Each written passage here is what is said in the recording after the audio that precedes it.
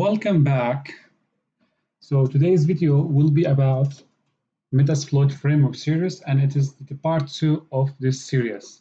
So in this video, we will be talking about and explaining how to create an undetectable executable file that would evade antivirus detection. Now, why I'm creating this video, the objective of this video is to teach you how to use Metasploit, not any other tools like the shelter or the backdoor whatsoever. In the case of if you have a client and you want to use that, the scope of this may be to test the antivirus detection, right? Or to test if the Windows has the latest signatures of the Windows Defender, let's say. So you want to test the security measures on the endpoints, right? So you do that with Metasploit. You create an undetectable executable file and you try it. So first thing, we need to launch the command that is for this purpose. So basically, I prepared this command here.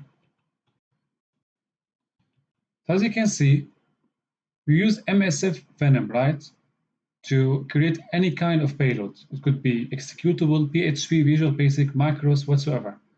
I defined the payload Windows Shell Reverse TCP, which is a non-staged payload, and the L host is my machine. L port, the L port is wrong. The L port could be 43, must be 4343. The final output is executable file, and I used here the obfuscation technique with iterations of 9 to increase the chances of the antivirus not being able to detect the payload. And here the name of the output file. Now let's name it to Shellcode without this and put 5.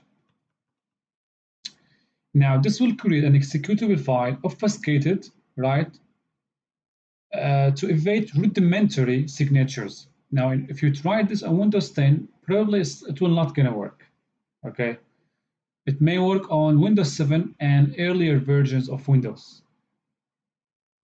All right. Now, what we can do here, we can enter and we create the payload. So that's why you need to study your environment. You need to understand what is the operating system of your target. Okay, now here I have the payload created. So let's move this here to, okay. So now it's in my desktop.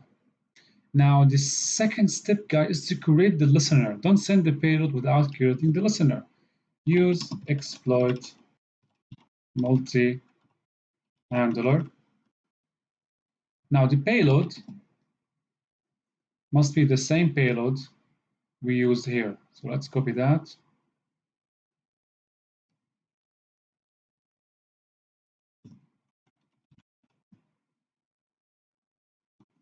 Now set lhost, my local machine, set lport, must be the same port. Okay, now we come to the evasion part. For evading antivirus, what we did here, we used this one to create like 9 iterations to obfuscate the signature of the file, but there is something that has to do with the payload we used.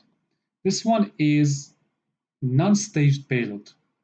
The non-staged payload is a payload that is sent at once with the shellcode to your testing machine, right?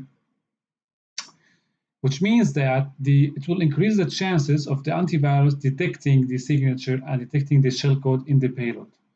Now, if you used a non-staged payload and you arrived here, you need to set something called the stage encoder, right? So how to use the stage encoder? We show advanced.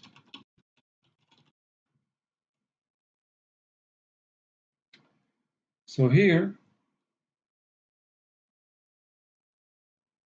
we use the enable stage encoding, set enable stage encoding true, right? And set stage encoder to be x86.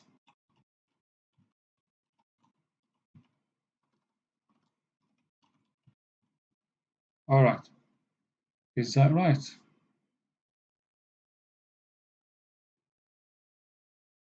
Okay, now the last step, this is what we do, guys, in order to send the payload to the testing machine in stages. Why? Because when the payload is sent in stages, in the first stage, we have the part of the payload that is responsible for establishing the connection back to your machine.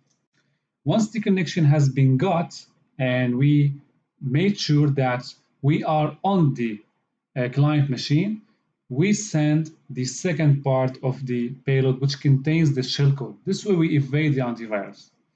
Now we run exploit and we wait. Now we go back, we send it out to our client. Let's go to here and let's move that. Let me move the shellcode to my server directory.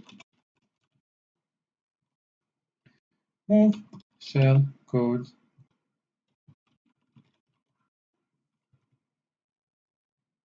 sudo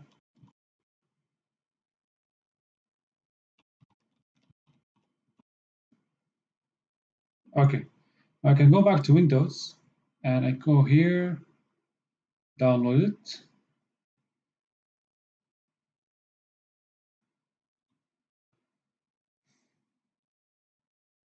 We open it. Listener. So we got the sessions.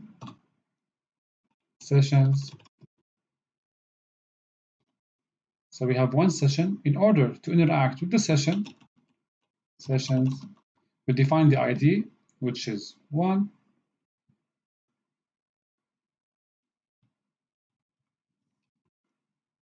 Okay. Now you are inside Windows. Let's exit. Now, suppose that we want to make the operation more sophisticated. We want to make it harder for the end recipient to identify and detect the attack. How do we do that? We bind the shellcode to an already existing executable we have, right? Whatever program we have, any executable file would do it. So let's go back to Msfvenom. Okay, so here I have the option to put -x and I select the binary file that I would like to bind to the shellcode, right? So your recipient would think that you have sent them just a new program, new software to as part of your work, let's say, right? Okay, let's go here, select something. Let's go to share. We need something executable, so that's why we select Windows binaries from here. cd Windows binaries.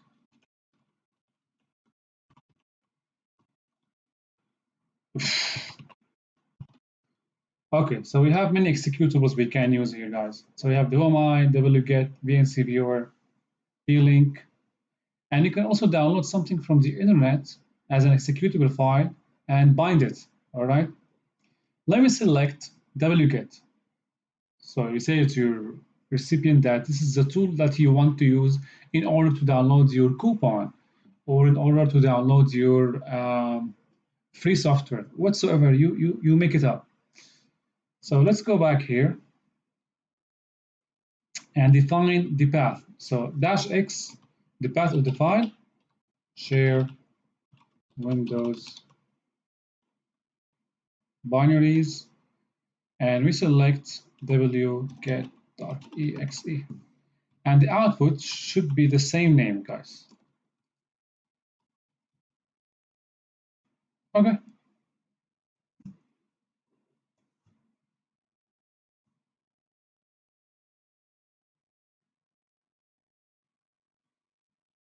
No.text section found in template.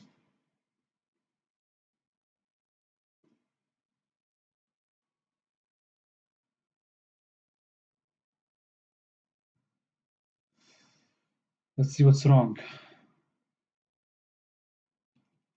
let's say change the name.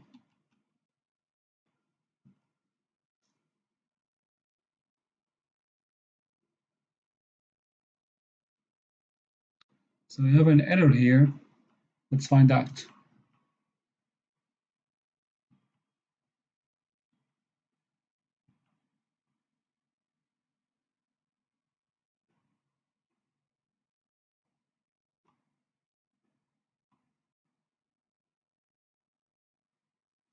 Okay, I have an idea. Let's cancel the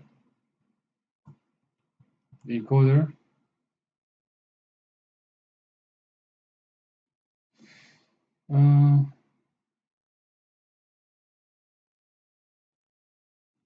Okay.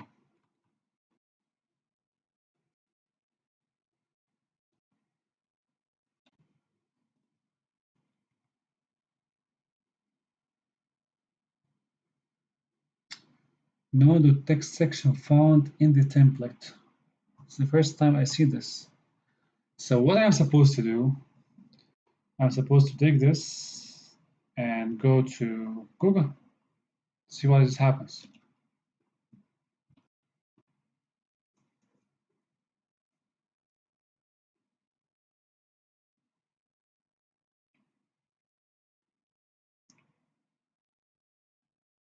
So this guy was trying to do the same to bind the payload to this Android executable.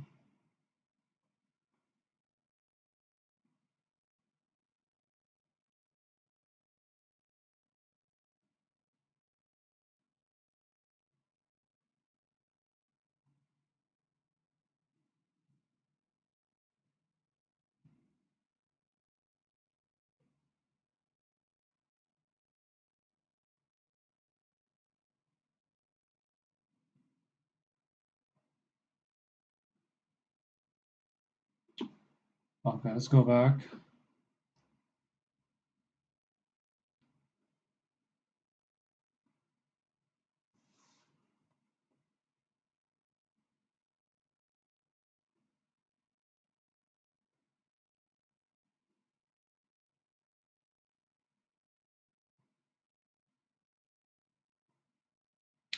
So it seems that we need to define the architecture.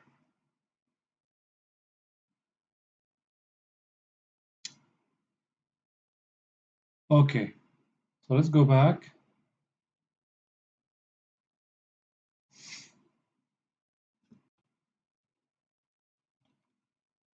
No, here. And let's say slash x86 meter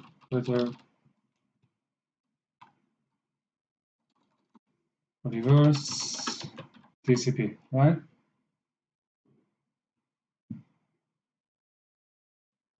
And here let's put the name back. And also we have the iterator.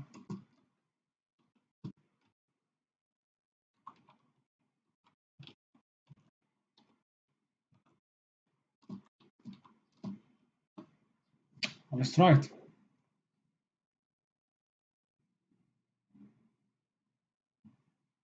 Invalid payload.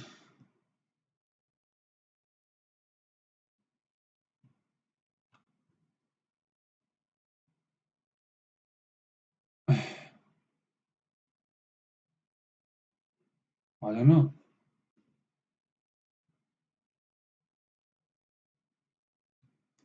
Let me put x64. Okay, what's gonna happen?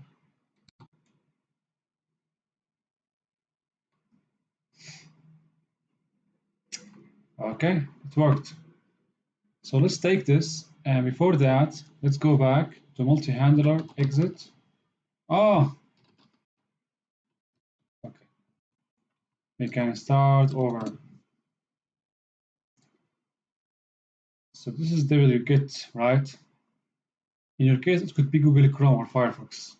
So use exploit multi-handler set payload Windows x64 meter better reverse TCP lhost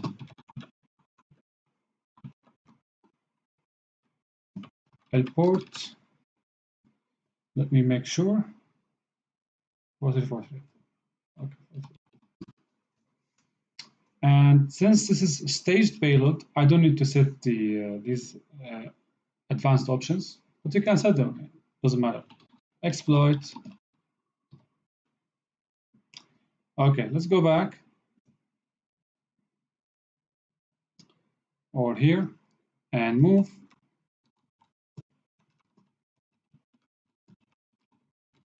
The web server directory. And let's go to the Windows client. In this case, we will try to download the obfuscated file, which is supposed to be wget. And let's try our luck. You see, it launched wget, but it stopped working.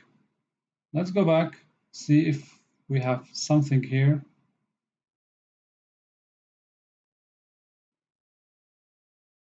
No, don't close it. So it appears that we haven't received any session. No active sessions. 4343. So it didn't work for this app.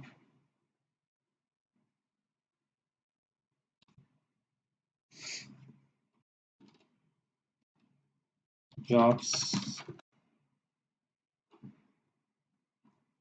So because we selected the platform to be x64, maybe we should go back to the payload and generate one. And here, let's go back to the previous payload, guys. Shell.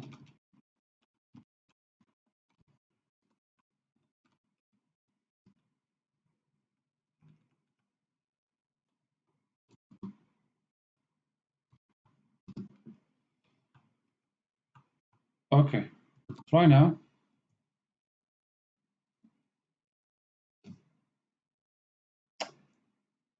Jesus Christ. Let's go back here. Show payloads.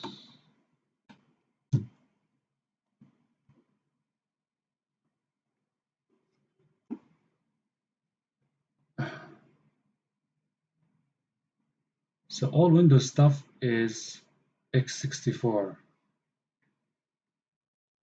Linux. And this client here is, I think, 32. Oh my God. So that's why the app didn't work. It's 32-bit operating system. And the payload here, I don't think there is x86. Pray for me. We don't have.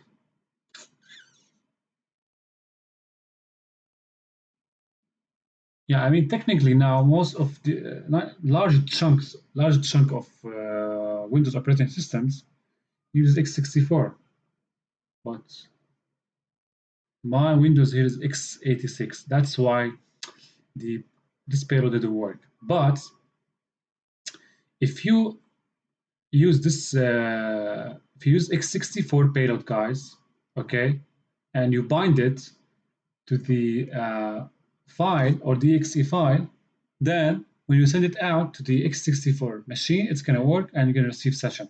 In my case, it didn't work because the box I have is 32-bit, not 64. But in regular circumstances, definitely, if it is production environment, if the operating system you are targeting is a production system, it's going to be x64 Windows, and your payload will work.